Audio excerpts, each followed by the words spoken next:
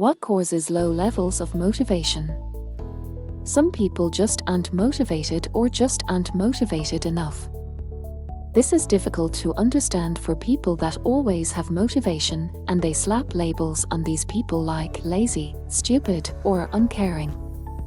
But there are things that can cause low levels of motivation that have nothing to do with the person's intelligence or laziness. Most of the time, low levels of motivation can be cured if the right techniques are applied. We know that practice makes perfect, or at least in this case, practicing being motivated will help you be more motivated in the future. The factors that cause low levels of motivation can be divided up into 4 categories: habitual beliefs, habitual behaviors, personality quirks, and health problems. We'll discuss each of them in detail, but don't be alarmed if you feel as if you fall into more than one. Most people do, and those people still become motivated and achieve their goals. Let's get started. Habitual beliefs that affect motivation levels. A habitual belief is something that you have believed for so long that it seems inconceivable that it could be false. You might have heard that people say something for so long that they start believing it themselves. That's how strong these habitual beliefs can be, and they can be a major pain to change. But if you want to increase your motivation levels, you are going to have to carefully examine some beliefs and see if they are causing your lack of motivation. If that is the case, then carefully evaluate them so that you can know whether they are actually true, or whether you have just held them for so long that you believe they are. Let's take an example belief so that you can see how the process works. Suppose that an overweight person has these 2 beliefs: I am ugly, and I'll always be ugly no matter how much weight I lose. How motivated is that person going to be to lose weight? Why would they give up food, which at times seems like the only friend in the world that they have, for something that they believe isn't going to change how they look anyway? That's why habitual beliefs can be such driving forces in stopping motivation. But they aren't always true. In fact, they aren't even logical in many cases. In the case of the example above, it is quite obvious that losing weight would make nearly every overweight person look better and be healthier, but the belief doesn't take into consideration those factors. It just stops the motivation in its tracks and turns you towards that piece of German chocolate cake in the refrigerator. Breaking the chains of habitual behaviors.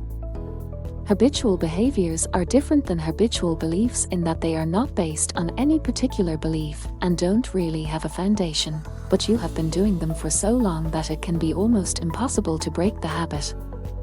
I knew a middle-aged man who began to have serious teeth problems when he turned 40. In fact, growing up, his mother and father not only failed to stress how important brushing and flossing was, they actually didn't believe in modern dentistry. Once he became an adult and realized how important brushing was, he was motivated to brush his teeth and floss every day. However, even though he had strong motivation, he found himself hardly ever brushing. He had been not brushing his teeth for so many years that he had to take special care and actually set an alarm twice a day for brushing for an entire month before he finally was able to make it a habit. Habitual behaviors make us a slave to them just as much as habitual beliefs, and sometimes we have to take drastic steps to break the habit and form a new one that will help us achieve a goal. For example, if your goal is weight loss, but you have never developed the habit of exercise, or to put it more accurately, you are a slave to the habit of not exercising, you will find it extremely difficult to do the first few times you do it, and you might have to force yourself to exercise for quite a long time before the habit of non-exercise is broken. Personality quirks. Another source of low motivation comes in the form of personality quirks. These are things about you personally that aren't habits or beliefs and can't really be changed, although they can sometimes be improved, that affect your motivation in various ways. A really great example of this is the person who suffers from a poor memory. This can make it difficult to get motivated, because they cannot remember why they started the steps to achieve the goal in the first place. In other words, they have forgotten the goal. Health problems. The last source of low motivation is because of health problems, either psychological or physiological.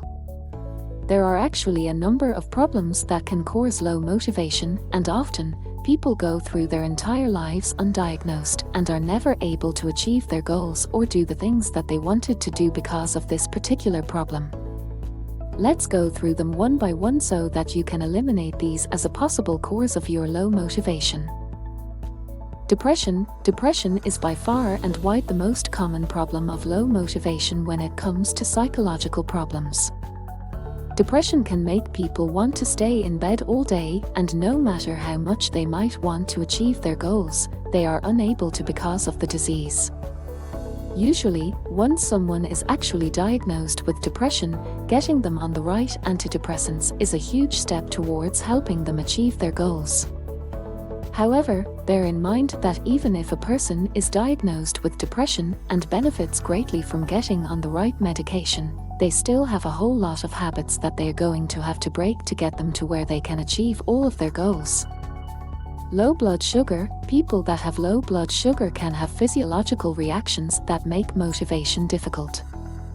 A diet that consists almost entirely on carbohydrates can cause a lack of motivation because the blood sugar spike and then crashes, and if this happens for a long time, the brain actually changes and fatigue sets in.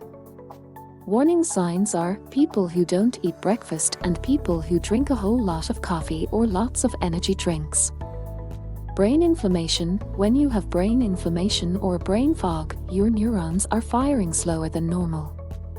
There are all kinds of things that can cause this: autoimmune diseases that target the brain, chronic inflammation, and sensitivity to food.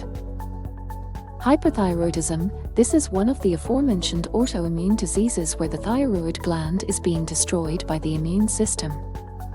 If you lose your thyroid gland, you are going to experience a number of symptoms like chronic fatigue, depression, being unmotivated, and even weight gain.